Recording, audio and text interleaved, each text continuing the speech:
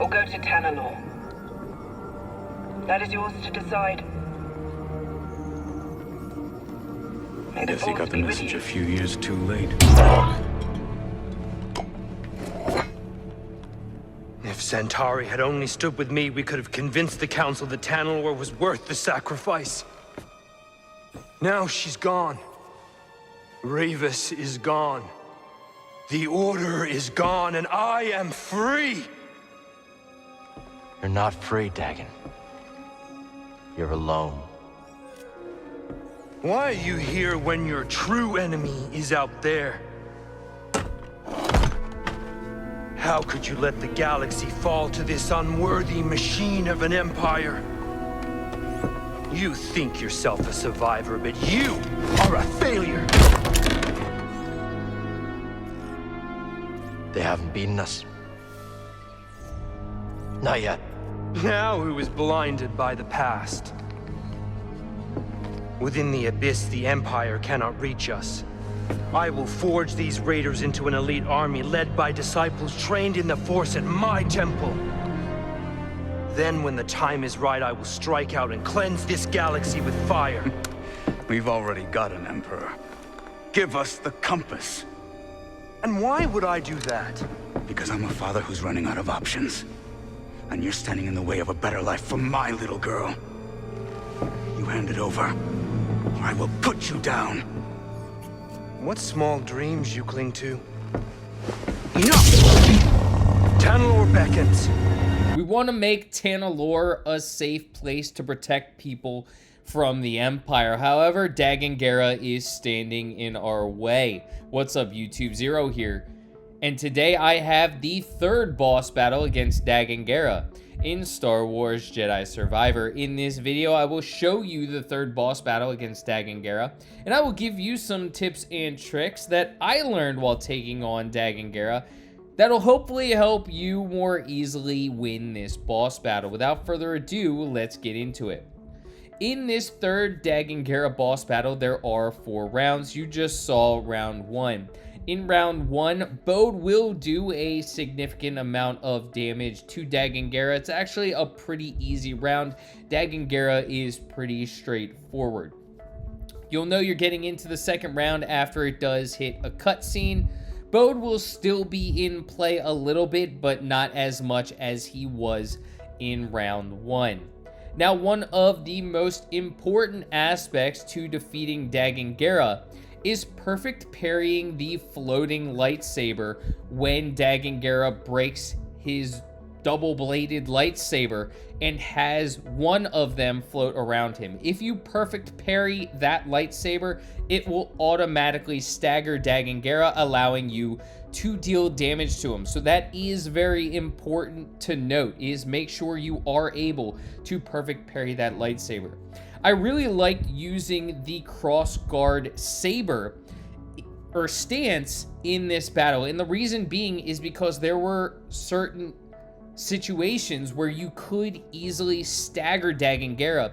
So cross guard is going to allow you to deal more damage. It's also going to allow you to break his blocking meter a little bit more often, which again is nice for cross guard because it does deal more damage. Now, after the first few rounds where we did see Dagan, which weren't too hard, the first 2 rounds are pretty easy to get to. The third and fourth round, Bode is going to be out of the equation. So you're going to have to take on Dagan by yourself. He's also going to flip the battlefield. Now, after the first 2 rounds, if you do get to the third and fourth round and you do die, you cannot get your XP and life force back until you get to the third and fourth round again. So if you die in the third and fourth round, you have to get through the first 2 rounds of the Dagan Gera battle to get your life force back. So just note that. In the third and fourth round, Dagan will call in clones. Now, the clones aren't extremely hard to defeat. It's another reason why I prefer crossguard, because you are easily able to go through those clones. Just block a couple of their attacks, you'll stagger them, and you'll be able to one-hit them away.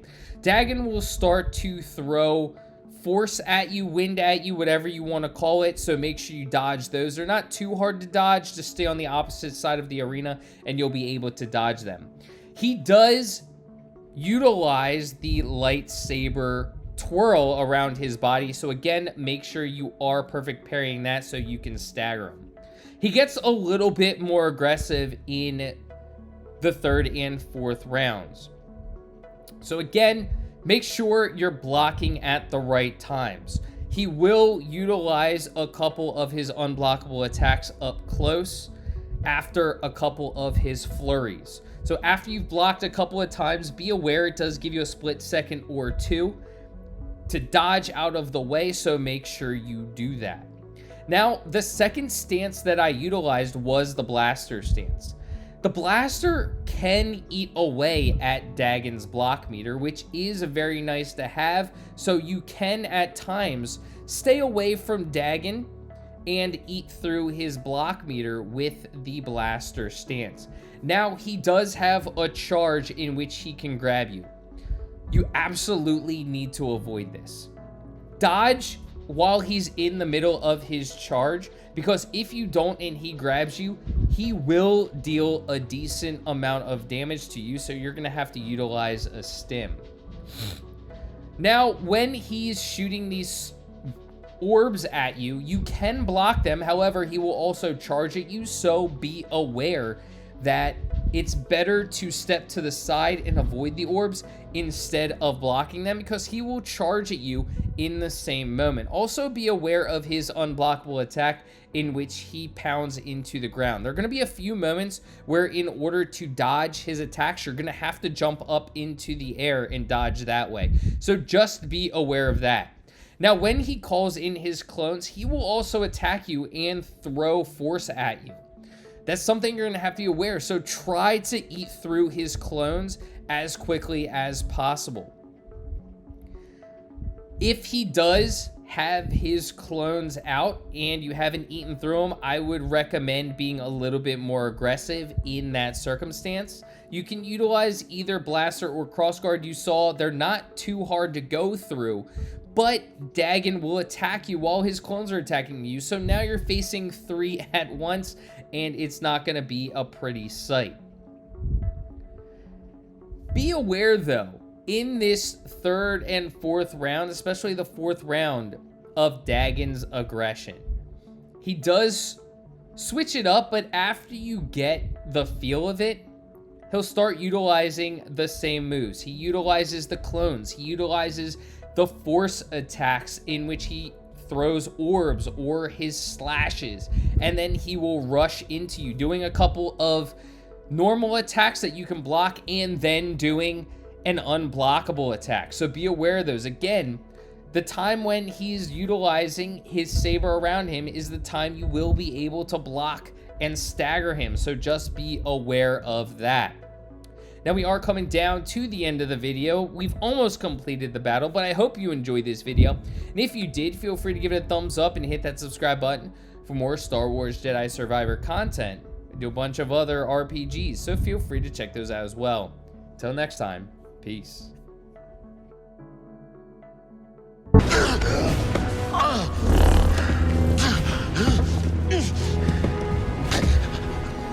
How does it feel to know that you're about to die? That your life meant nothing?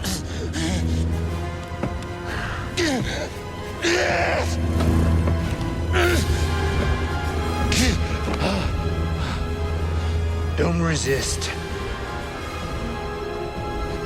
You can't hide from me.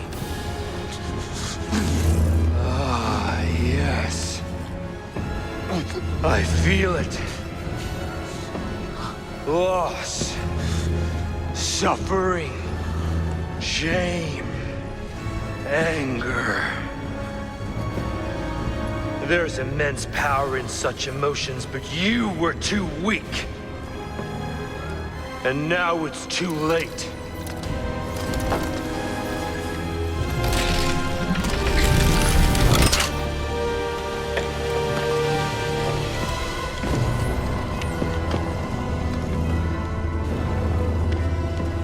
are leaving. I will not return. You're lost. You've strayed from the path. And you are no Jedi.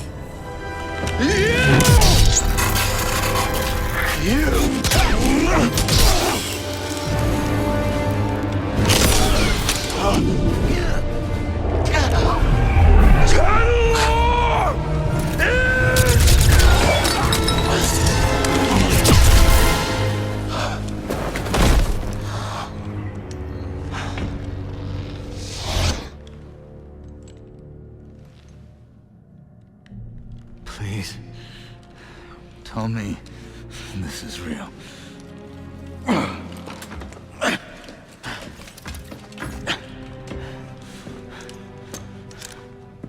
What happened? Some kind of force hallucination. Fueled by fear. I use his against him.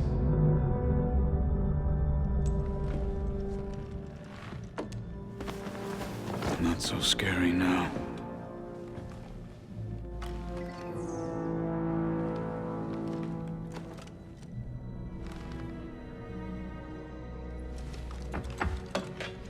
Still in one piece. BD? Maybe some good news?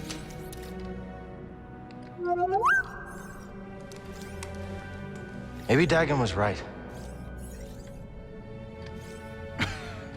You sure you're not still, you know? Think about it. Tanalor's a fortress. We should use it for the hidden path. Gather allies, train. They'd never see us coming. I don't know, that seems risky. Everything is at risk so long as the Empire's around. Besides, you don't want Kata spending her whole life in hiding, do you? If she's safe, Cal? Yeah. Yeah, I'll take that. Yeah. Yeah, okay, I understand that. But someday, someone's gonna have to face the Empire. Why not us?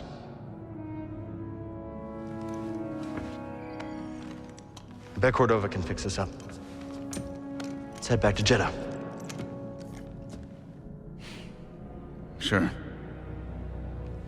I'm gonna take a look around first, see if I can find a manual for that thing or something. We'll figure it out. Yeah.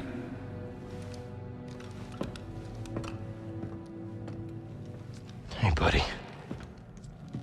You saved my neck. Again. Thanks.